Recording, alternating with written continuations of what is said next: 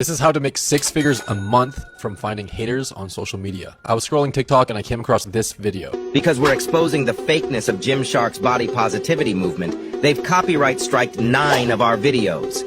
Must be some jealousy because these are the transformations they endorse.